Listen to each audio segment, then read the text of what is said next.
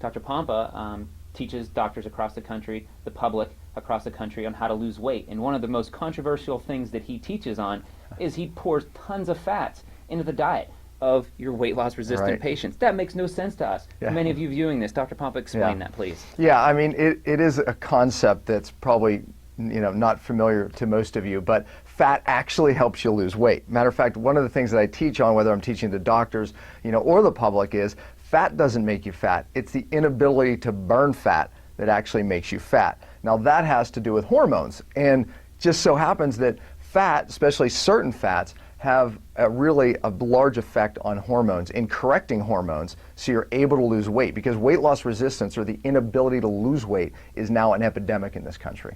Well, in the news and in the media, we hear, the anti-fat movement, we hear the low-fat movement, we hear the calorie restriction.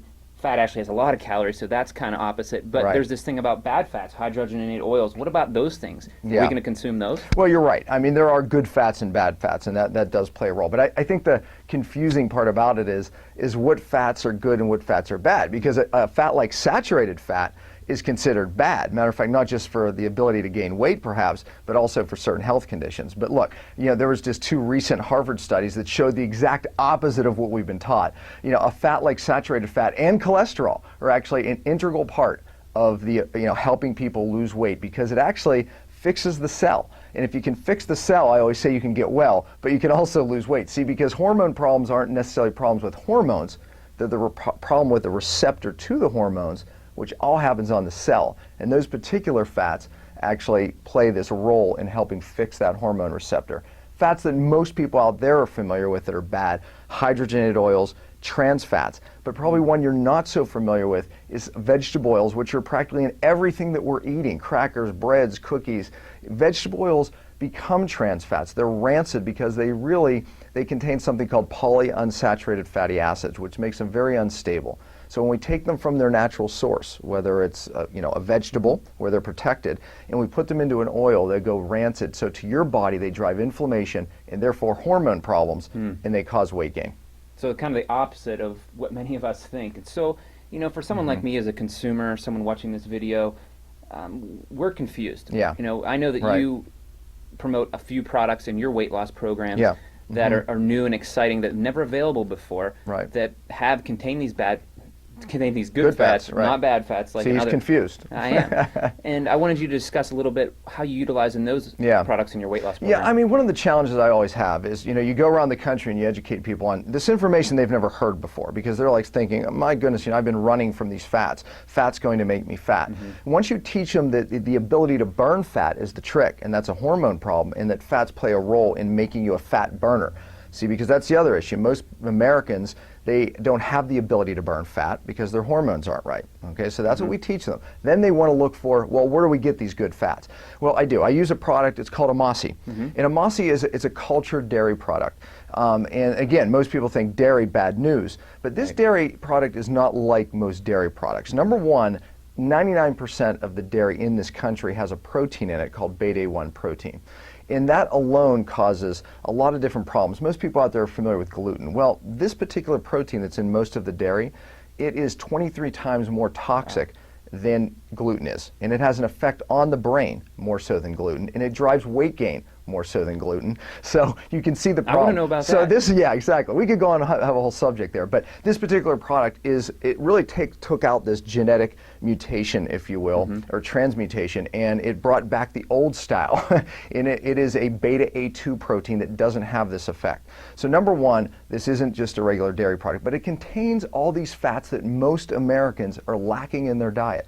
One of which is called conjugated linoleic acid. Not to confuse with a big name, it's called CLA.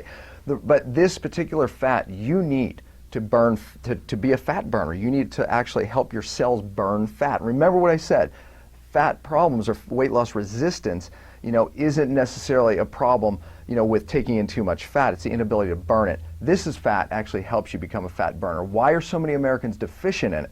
It's because we are not eating grass-fed products, whether it be meat and especially dairy, so we become deficient in this fat to make us fat burners. As well as, there's another problem, is that most Americans, we focus on like what vitamins we're lacking. Well, fat-soluble vitamins is actually where we're getting most of our deficiencies. And why are we getting deficiencies? Because we're not eating grass-fed meats and dairy, where vitamins like K2 and vitamin A are. So when we start ingesting these fat-soluble vitamins, that also helps us become more efficient fat burners, as well as avoid so many of the different diseases that we're seeing today.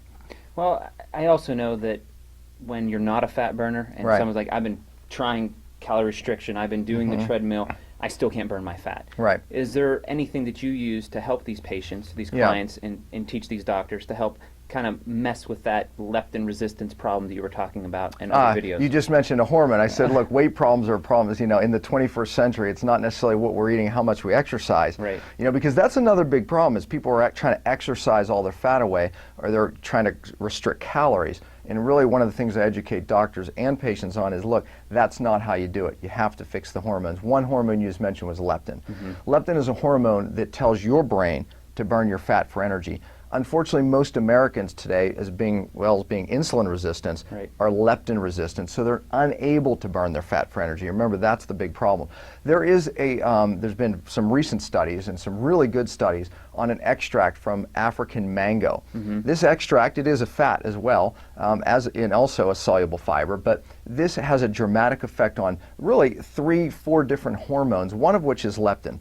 So it's no gimmick product. It really does work. I mean, in the studies, the Cameroon study, and there's been many that really prove that. Matter of fact, in the study of that particular product, they lost 28 pounds in 10 weeks. And that's an amazing amount. But again, it's not a stimulant, so it's not a weight loss product, it's some stimulant. It literally has an effect on the hormones and the hormone receptors themselves. So you combine that with the fats and you put these two products together, as well as the dietary changes that we tell them to do in doing the correct type of exercise, because that's a whole other subject. Most people do the wrong exercise. Now we have a program that actually really does work, and there's no gimmick.